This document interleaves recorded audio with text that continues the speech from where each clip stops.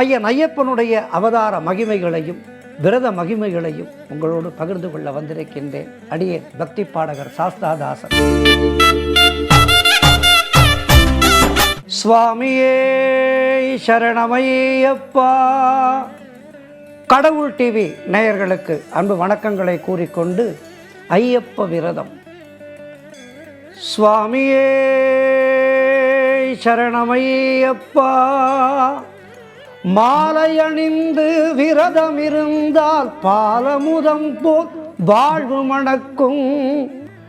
இந்த ஐயப்ப விரதம் என்பது நம்மை நாமே செதுக்கிக் கொள்கின்ற ஒரு அற்புதமான ஒரு விஷயம். நம்முடைய ஹிந்து தர்மத்திலே விரதங்களுக்கு மிக மிக முக்கியத்துவம் கொடுக்கப்பட்டிருக்கின்றது. அதிலே முக்கியமாக இந்த ஐயப்ப விரதம், மாலை அணிந்து அந்த சபரிமலைக்கு செல்கின்ற அனுபவங்கள், விரதம் இருப்பதால் நமக்கு ஏற்படுகின்ற நன்மைகள், இவற்றையெல்லாம் இந்த ஐயப்ப விரதத்திலே பார்க்க இருக்கின்றோம். சுவாமி சரணம். சுவாமியே சரணம் ஐயப்பா.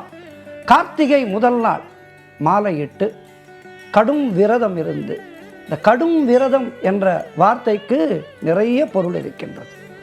அதாவது நமக்கு மனதிற்குள்ளே நிறைய ஆசைகள் இருக்கும். இந்த 11 மாதங்களும் நாம் எப்படியோ வாழ்ந்திருப்போம். கார்த்திகை மாதம் 1ஆம் தேதி மாலை இட்ட பின் நம்முடைய ஆசைகளை முதலிலே அடக்குவதற்கு நம்முடைய மனதை பக்குவப்படுத்துகின்றோம். அப்படி பக்குவப்படுத்துகின்ற காரணத்தினாலே தான் இதற்கு கடும் விரதம் என்று வைத்தார்கள். நம்முடைய மனது வன்புலி போன்றது.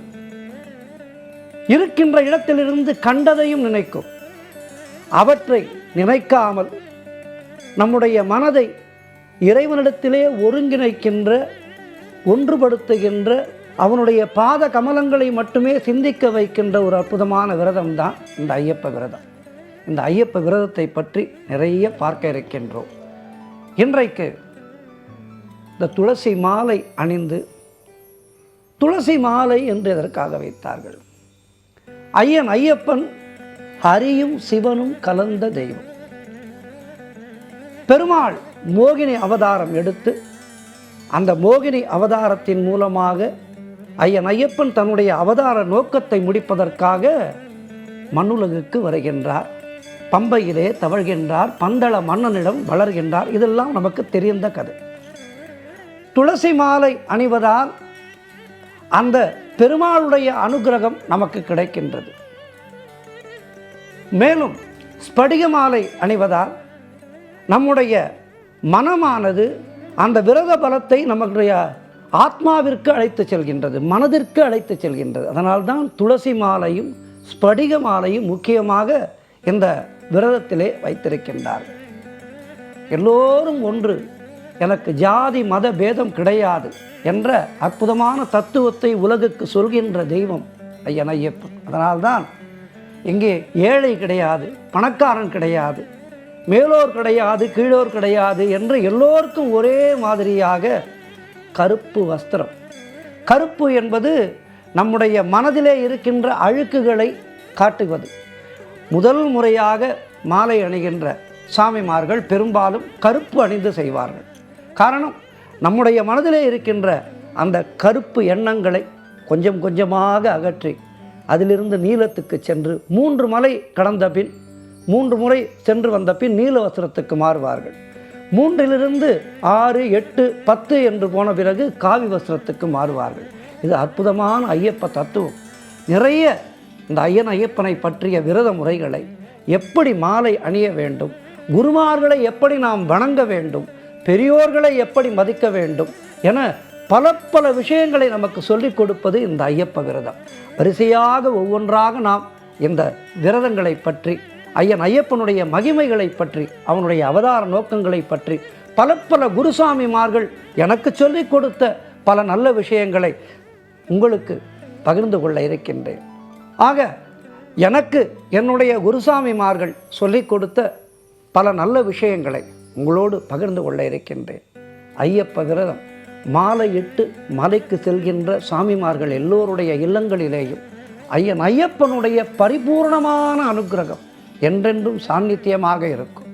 அதாவது உண்மையோடு உண்மையான பக்தியோடு உன்னை தொழுவோர் பக்கம் இருப்பாய். பக்தியோடு அவனை தொழ வேண்டும்.